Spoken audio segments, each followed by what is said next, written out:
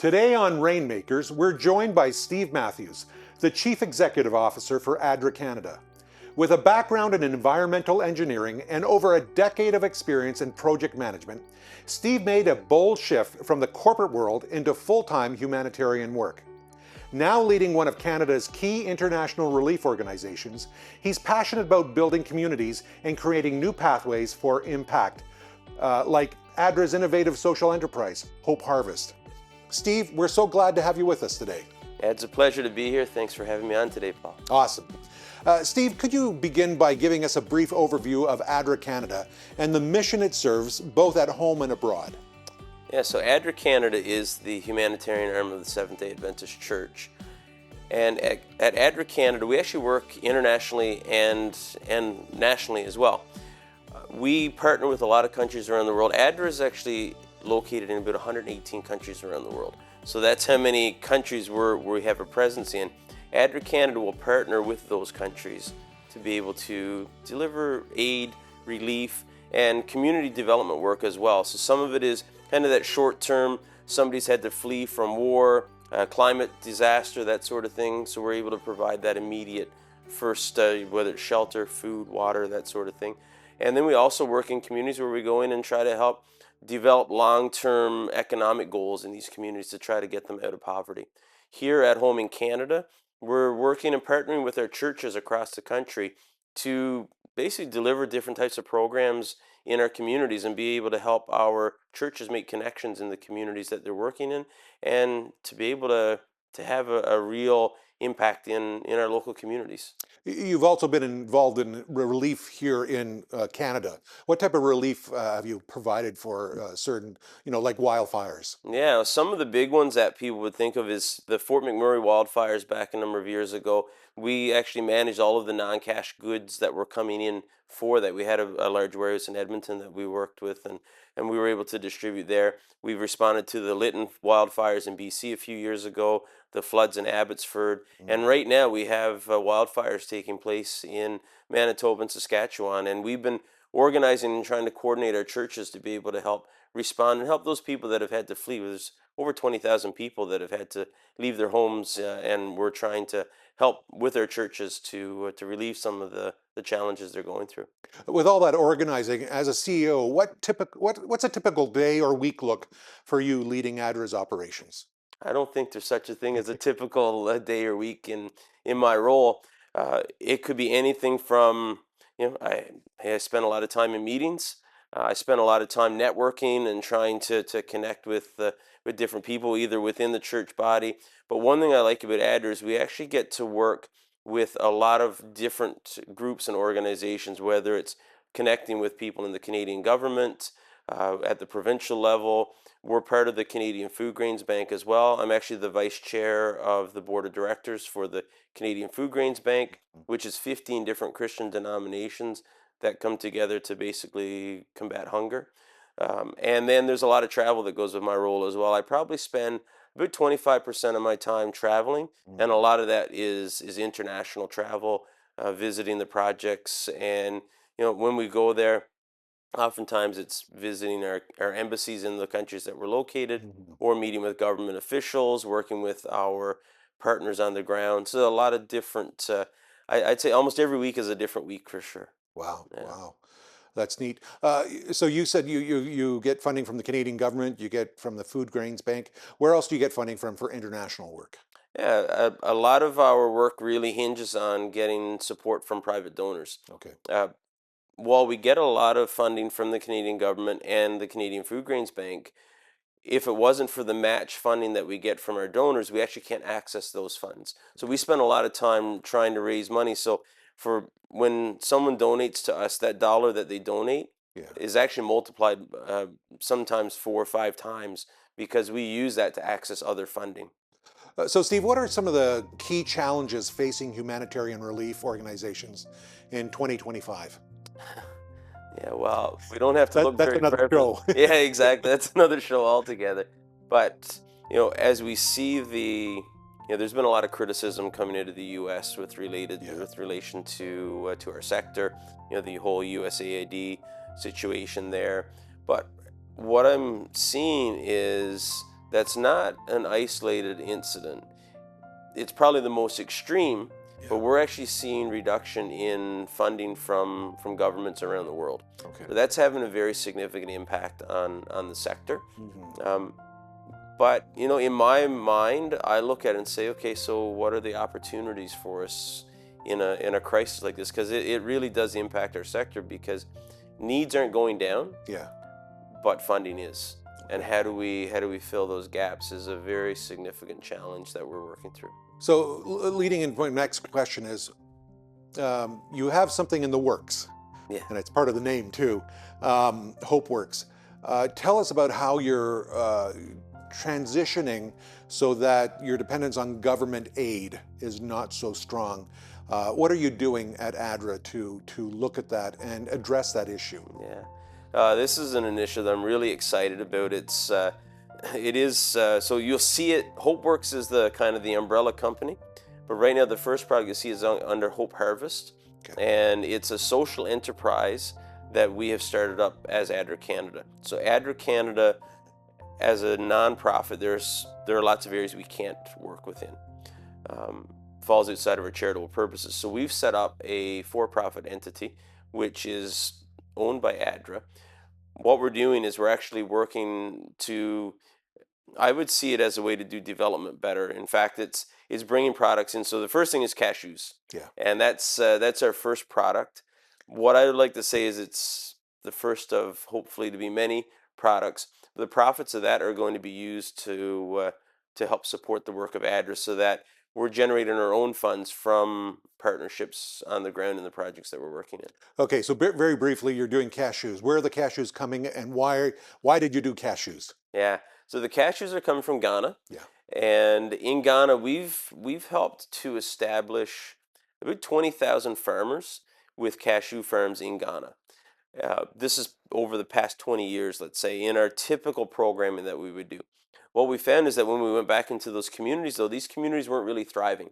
And in fact, they were just barely surviving. Wow. So when we went in there, we looked and said, okay, so how can we've given them an economic resource, but they're just not really getting the full impact of it. And part of it is because there are buyers that go in and buy things at the cheapest price possible. Right.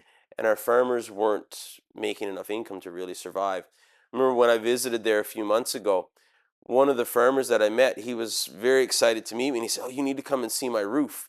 I Mhm. thought, well, how many people invite you to come back to their house to see the roof? Right. And but when we got back, he was all excited, and he said, the reason I could put this roof on is because ADRA came in and we're buying my cashews at a premium price. And Mm. because of that premium, now I can afford to put a roof on my house. And I just think back to how is it that people are producing food for us to eat, Mhm. but they can't afford to survive Wow. themselves. He'd say he was a laughingstock of the community, but now he has dignity because of that. Kids are going to school now, education rates are going up. So there's actually spin-off from this by strengthening the economy there. So that's actually why we looked at Ghana, is because of the presence we've had there, but just our farmers were still held back. Yeah. Yeah. No, that's great. I'm excited about that. I actually have a bag of cashews Yes. from Hope Harvest, and hoping to see on store shelves. So if I went to a store, what would I see on the packaging that would help me understand what ADRA's doing? Yeah, so we have pictures of our farmers. We have QR codes to be able to scan to take you to our website. Mm. Unfortunately, we can't put the whole story on especially a 100-gram pack. Right. But there's a little story about what we're doing with our farmers. But then it will take people to the website where they can learn more about it. This is a product that we're looking to try to get on the shelves of grocery stores across Yeah. the country. We're looking to have it used as a fundraiser. Schools can use it for fundraisers. Mhm. Any schools can use it for fundraisers. And then also for youth clubs. Within the Adventist Church, we have Adventurers and Pathfinders. We're looking for those clubs to be able to use it as fundraisers, and just really be able to make a difference. It's a way that people can actually have a social good with the Mhm. fundraiser that they're doing, and so that's part of what we're looking at.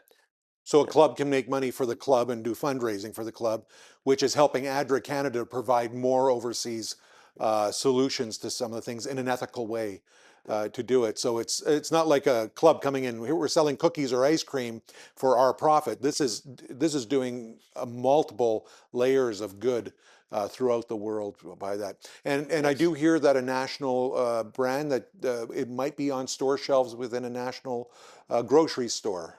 We're hoping for. Yeah, we're actually going to be pitching next week. We're Yeah, going to be pitching to one of the largest grocery store chains here in Canada wonderful. and all of their sub brands. Yeah. So we're making that pitch to them to try to get on the shelves. And we've been going through a product incubator that they've actually been working with to Okay. get our products on there. Are you stopping at cashews?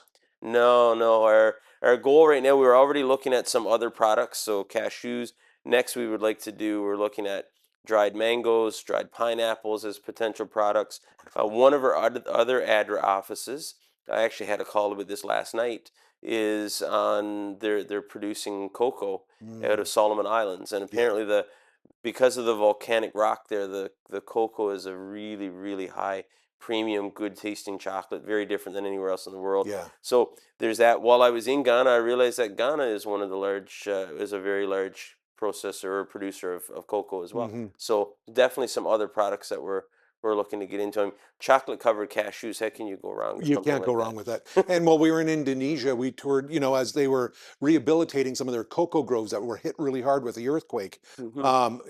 Tasting the cocos right out of the pod, Yeah. it was an incredible experience because they're tasty, fresh, Hmm. but when they dry them out, and the farmers were giving us chocolate bars Yes. for that, and it wasn't just normal chocolate; it was healthy chocolate. Hmm. Had a lot of fiber in it, so for people on diabetic regimes, Yeah. they could actually eat this because it's such a high fiber chocolate. Yeah, and low sugar. Not a Yeah. lot of sugar in those. Yeah. Yeah. And then we also went to a lady that made her own ginger tea, and I'm a lover of ginger Yes. tea. And that was so neat. Her husband harvested the palm sugar, and she harvested the ginger, and they had a machine that would blend it together and make it into this. And I still have some at home. Yeah. I save it for very good occasions. Yeah. So, And they were able to use that to sustain themselves during COVID. yes. When things were shut down, it actually became an economic source for them to really be able to make ends meet through that pandemic. Yeah. So ADRA really touches at the heart of humanitarian need, helping the people be self-sufficient. We're not giving them a fish.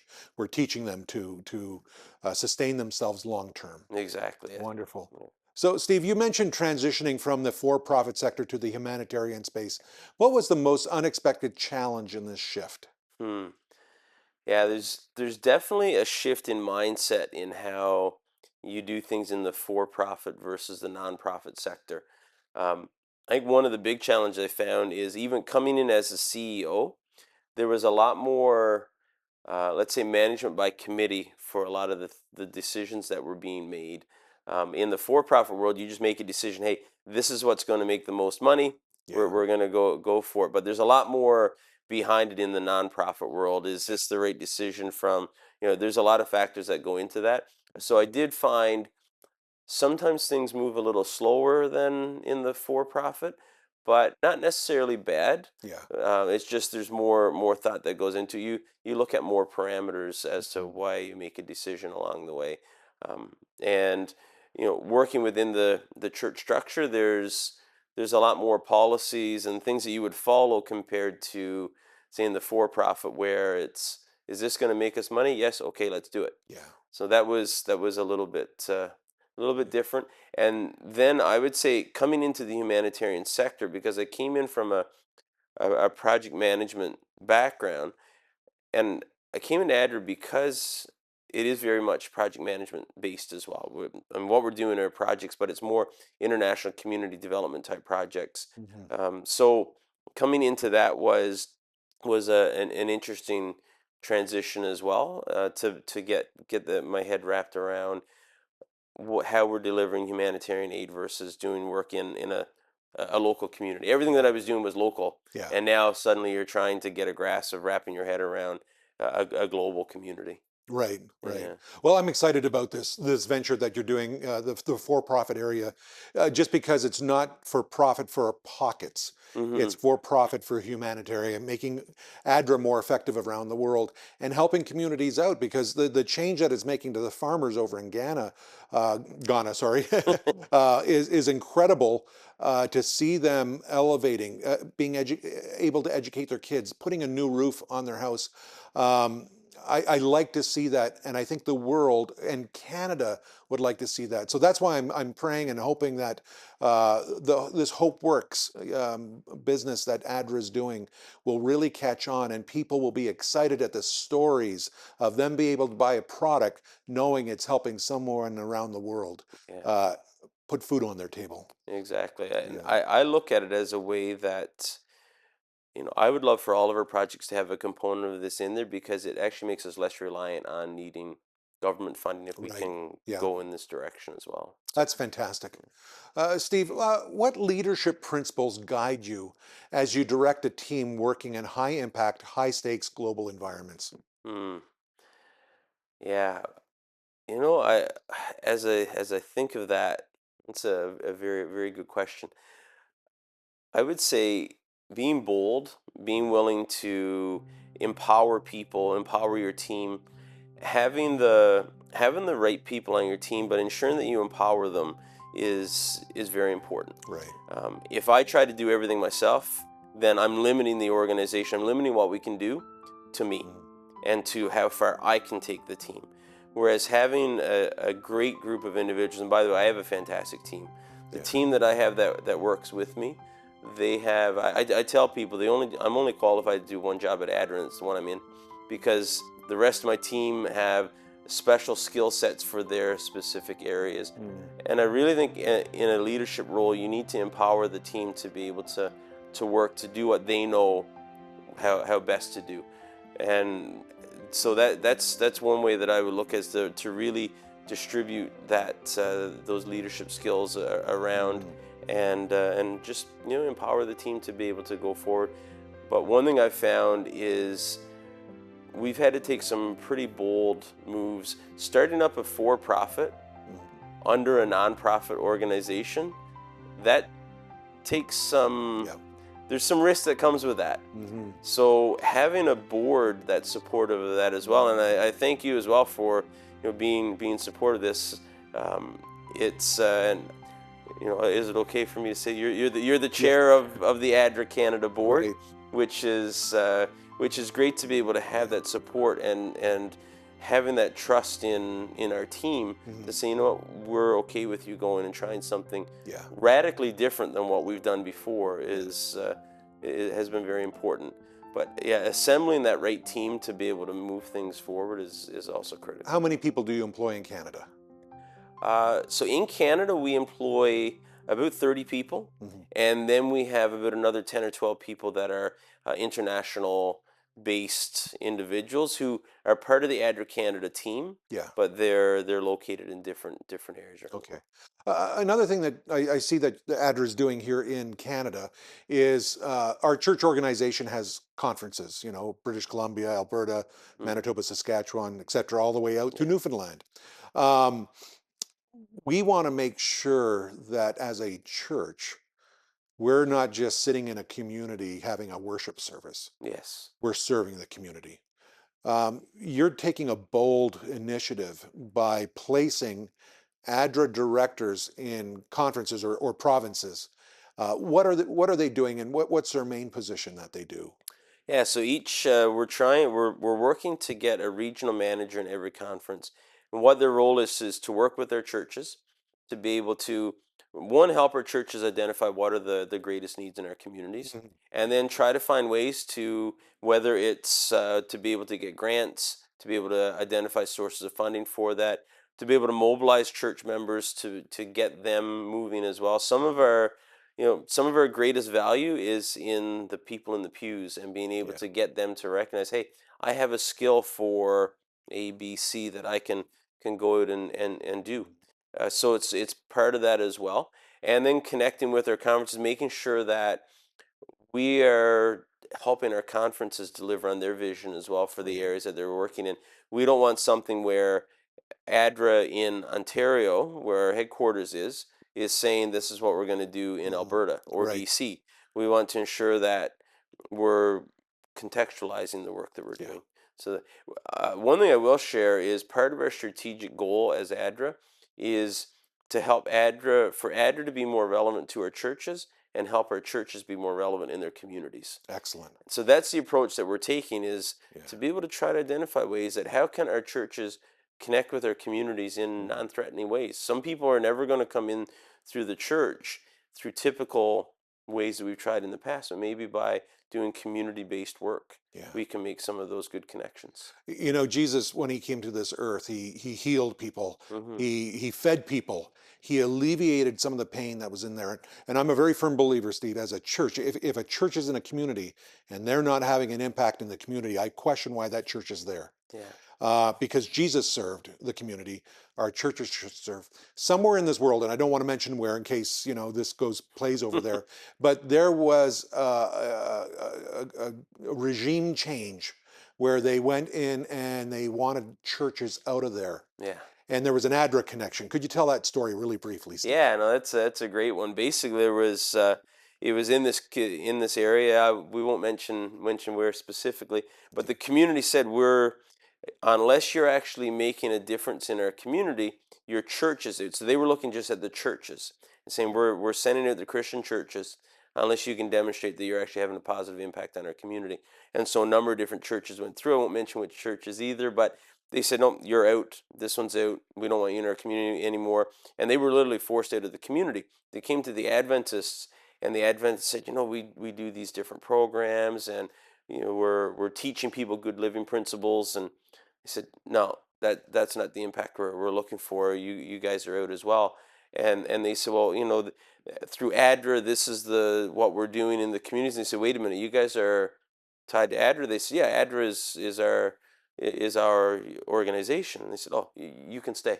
Wow. They actually, and in that community now, this individual that relayed this to me has shared that the church is thriving with young people in that community because of the impact that it's had. So Really? it's, and I really believe that ADRA is a great way to connect with youth and young people Yeah. within our church communities. So ADRA is pointing people to a Christ-centered message, even working in other religiously dominated areas around the world. It still might not be preaching a sermon, but it's definitely acting out a sermon. Yeah. And if necessary, preach the gospel. If necessary, use words Yes. for that. How do you develop that, Steve, in your team and throughout the world, where ADRA goes in and gives a Christ-centered message to them? How do you mitigate that? What do you do? Yeah, when we go into communities, we're very clear that we don't proselytize. So we Yeah. don't go in and I get asked about that quite regularly. Why is it that Mm. ADRA doesn't evangelize? We don't want anybody to feel that there are any strings attached to the Yeah. work that we do. I think that's very important because we don't want anybody to feel obligated to, okay, I have to do a Bible study now because ADRA gave me food. Yeah. But we also don't hide who we are. Hmm. So we let people know, hey, we're a faith-based organization. We let people know that we are the humanitarian arm of the Seventh-day Adventist Church.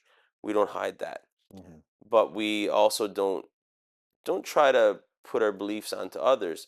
What happens though is people start asking, why are you coming and doing this? Why is it that you're why would you come from Canada to here Yeah. and help our community? Right. And so a lot of it's just trying to demonstrate that love of Christ Yeah. in the work that we do, and just be practical about how we do it. And the relationships and connections we're able to build are very powerful. I do remember a story where ADRA was going in, and ADRA is run by Seventh-day Adventists. We keep the Seventh-day Sabbath, and in that area, they wouldn't work on Saturday. And the area decided to do the same thing, to follow suit. They didn't know why, but if ADRA is not working on Saturday, we're not working on Saturday. And so that was a big impact. Steve, thank you so much for joining us today. We wish you and ADRA Canada all the best as you go about your work. Really appreciate your leadership, your ministry in Canada and throughout the world. And I hope that more people will be excited about ADRA and also help with Hope Works and Hope Harvest, Yes, because that will help us provide more around the world. So thank you, absolutely. Steve. Thank you so much for having me on today. All right. All right. Have you been moved by this story and feel inspired to help us to continue bringing these impactful moments to life? Your support is essential for us to keep showcasing the volunteers making a difference. If you'd like to contribute to the production of Hope Channel Canada and its ministries, it's simple. Visit agentsofhope.ca, where you'll find various ways to donate: debit, credit, Google Pay, Apple Pay, or even send an e-transfer to Agents of Hope at hopetv.ca. Prefer mailing a check? Send it to Hope Channel Canada at 1148 King Street East, Oshawa, Ontario, L1H1H8. Or for a more personal connection, call us at 1-855 4 HOPE TV. That's 1-855 446 7388. And don't forget to subscribe to our YouTube channel called Hope Channel Canada and click the notification bell so you'll never miss an episode. You can also watch on the show on multiple platforms like hopetv.ca, cable TV, the Roku app, and the Hope Channel app. Are you looking for answers to life's most profound questions? Hope Study provides free online Bible courses that cover essential topics, all at your own pace and from the comfort of your own home. One of our enriching courses, The Unlimited Power of Prayer, invites you to discover the remarkable world of prayer. Here, talking with God is not just a boring routine, but a sincere conversation with a source of love and wisdom. This study will deepen your understanding of prayer's incredible power and help you build a stronger connection with God. Signing up is easy and completely free at hopestudy.ca. Begin your journey today and feel free to share this valuable resource with anyone else seeking answers. Uncover life's answers. Visit hopestudy.ca and start your journey today.